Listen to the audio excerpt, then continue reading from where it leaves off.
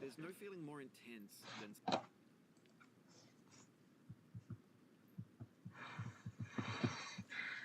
starting over. If you deleted your homework the day before it was due, as I have, or if you left your wallet at home and you have to go back after spending an hour in the commute. If you won some money at the casino and then put all your winnings on red but it came up black. If you got your best shirt dry cleaned before a wedding and then immediately dropped food on it. If you won an argument with a friend and then later discovered that they just returned to their original view. Starting over is harder than starting up. If you're not ready for that, like if you've already had a bad day, then what you're about to go through might be too much.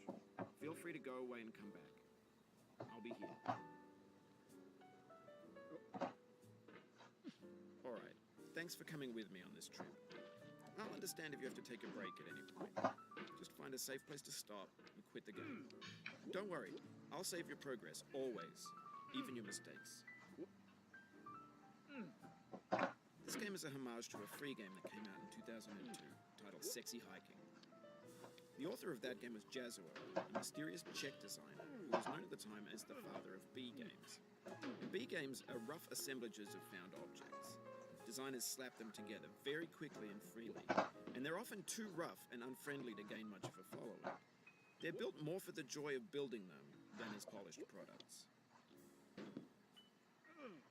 In a certain way, Sexy Hiking is the perfect embodiment of a B game.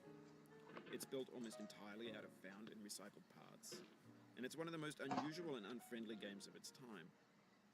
In it, your task is simply to drag yourself up a mountain with a hammer. And that act of climbing, in the digital world or in real life, has certain essential properties that give the game its flavor.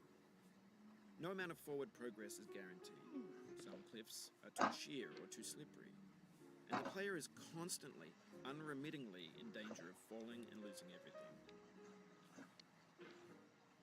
Anyway, when you start Sexy Hiking, you're standing next to this dead tree that blocks the way to the entire rest of the game. It might take you an hour to get over that tree. A lot of people never got past it. You prod and you poke at it, exploring the limits of your reach and your strength, trying to find a way up and over. And there's a sense of truth in that lack of compromise. Most obstacles in video game worlds are fake. You can be completely confident in your ability to get through them once you have the correct method, or the correct equipment, or just by spending enough time. In that sense, every pixelated obstacle in Sexy Hiking is real. The obstacles in Sexy Hiking are unyielding, and that makes the game uniquely frustrating. But I'm not sure Jazuo intended to make a frustrating game. The frustration is just essential to the act of climbing, and it's authentic to the process of building a game about climbing. A funny thing happened to me as I was building this mountain. I'd have an idea for a new obstacle, and I'd build it, test it, and it would usually turn out to be unreasonably hard. But I couldn't bring myself to make it easier. It already felt like my inability to get past a new obstacle was my fault, as a player rather than as a builder. Imaginary mountains build themselves from our efforts to climb them, and it's our repeated attempts to reach the summit that turns those mountains into something real. When you're building a video game world, you're building with ideas, and that can be like working with quickset cement.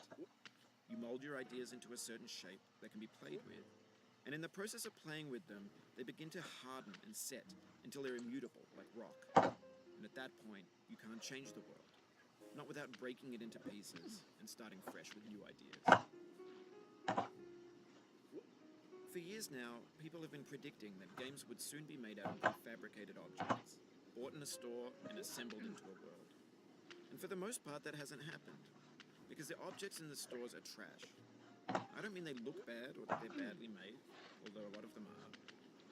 I mean they're trash in the way that food becomes trash as soon as you put it in the sink. Things are made to be consumed and used in a certain context, and once the moment is gone, they transform into garbage. In the context of technology, those moments pass by in seconds. Over time, we've poured more and more refuse into this vast digital landfill that we call the internet. It now vastly outnumbers and outweighs the things.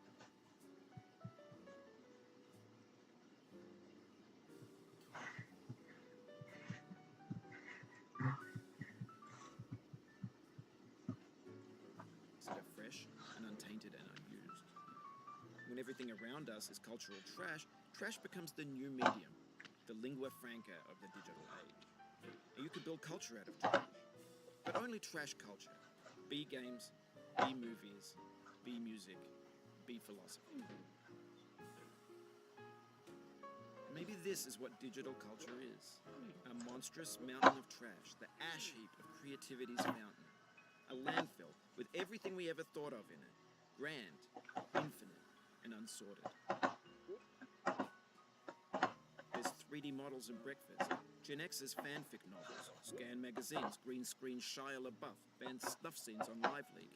Facebook's got lifelike bots with unbranded adverts and candid shots of Kanye and Taylor Swift mashups, car crash epic failed GIFs, Russian dashcam vids, discussions of McRibs, discarded, forgotten. 超快，